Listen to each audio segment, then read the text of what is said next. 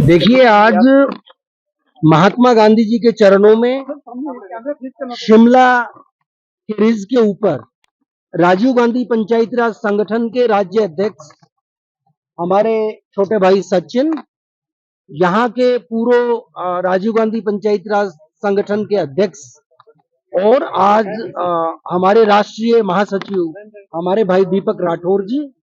ज्योति जी, अरुण जी, यहाँ के जिला अध्यक्ष हमारे साथी, यहाँ के ऑर्गेनाइजेशनल जनरल सेक्रेटरी, सारे साथी गांधी जी के चरणों में लोकतंत्र बचाओ सत्याग्रह के लिए एकत्रित हुए। आज संगठन के सारे साथी चरखा चलाएंगे और इस देश के महामहिम राष्ट्रपति के सामने अपील करेंगे कि आज पूरे देश का जो माहौल है वो सही दिशा में नहीं है। आप देख रहे हैं कि जगह जगह पर एसआईआर के मार्फत भारतीय जनता पार्टी के इशारे पे इलेक्शन कमीशन ऑफ इंडिया लगातार करोड़ों भारत के नागरिकों को वोट के अधिकार से वंचित करता जा रहा है। आपने पिछले दिनों एक प्रकरण और देखा कि मध्य प्रदेश में कांग्रेस की राज्यसभा प्रत्याशी सुश्री मीनाक्षी नटराजन जी, जो एक गांधीवादी विचार के साथ इस देश में आगे बढ़ रही है, जो चरखा और सूत काट के खुद अपने कपड़े निर्मित करके पहनती हैं, ऐसी महिला को राज्यसभा में जाने से रोकने के लिए इलेक्शन कमीशन ऑफ इंडिया के पास न मीनाक्षी नटराजन जी के खिलाफ कोई एफआईआर मिली, न वो सजा याफ्ता है, न किसी नोटिस का संज्ञान कोर्ट में लिया था। इसके बावजूद उनका नामांकन उस आरओ के द्वारा रद्द किया गया जिस आरओ के पास उसको रद्द करने की ताकत भी नहीं है। इलीगल तरीके से उनका नॉमिनेशन रद्द करने के बाद इलेक्शन कमीशन ऑफ इंडिया ने कोई संज्ञान नहीं लिया और सुप्रीम कोर्ट ऑफ इंडिया ने भी हस्तक्षेप करने से इनकार कर दिया। आज आप जगह जगह पे देखते हैं कि हमारा लोकतंत्र पहले वोट चोरी के मार्फत, फिर चुनाव चोरी के मार्फत और उसके बाद इससे भी आगे बढ़ के भारतीय जनता पार्टी वो एमएलए और सांसदों की खरीद फरोख्त करके, पार्टियों को तोड़ के इस देश के अंदर एक पार्टी सिस्टम लागू करना चाहती है। वो हमारे देश के लोकतंत्र के हित में नहीं है। इसके अलावा भी भारतीय जनता पार्टी ने देश के लोकतंत्र को अपने जूते की नोक पे रखा हुआ है। आप देखो किस तरीके से अमेरिका के साथ ट्रेड डील करके इस देश के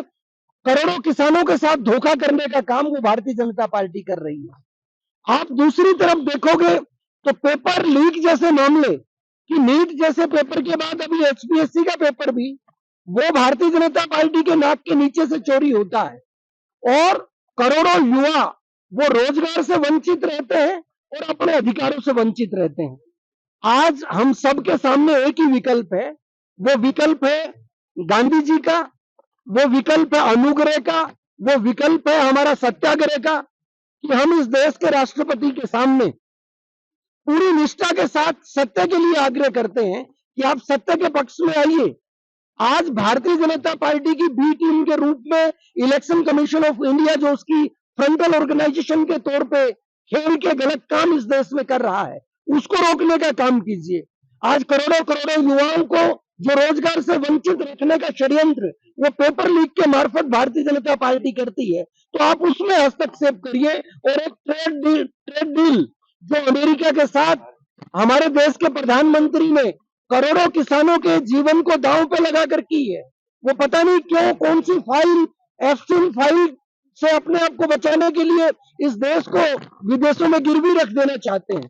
तो आज हम सब राजीव गांधी पंचायती राज संगठन के साथी, जो कि निर्णय हमने 12 तारीख को दिल्ली के जंतर मंत्र पे लिया था,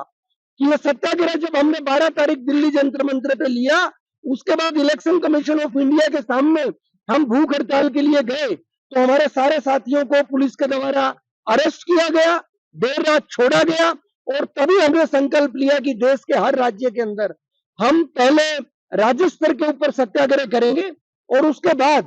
पूरे देश में हर जिला स्तर के ऊपर राजीव गांधी पंचायती राज संगठन के साथी इस सत्याग्रह को लेके जाएंगे और इस चरखे की जो खनक है वो निश्चित तौर पे गांव-गांव के अंदर जाएगी। गांधी विचार की और गांधी विचार के साथ बाबा साहब भीमराव अंबेडकर का संविधान, जो 2014 से पहले निश्चित तौर पे सुरक्षित था और आज देश में सत्ता के उन सत्तासीनों के हाथ में लगा है जो उसके अंदर सर्वोदय के विचार को फाड़कर फेंकना चाहते हैं,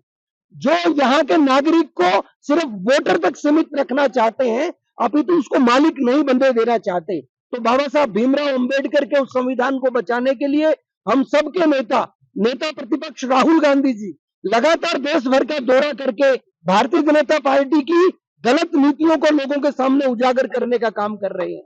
आज हम हमारे नेता राहुल गांधी जी के साथ आगे बढ़ते हुए इस देश के अंदर जागरूकता करने का काम करेंगे और ये सत्याग्रह हमारा देश भर के अंदर लगातार चलता रहेगा।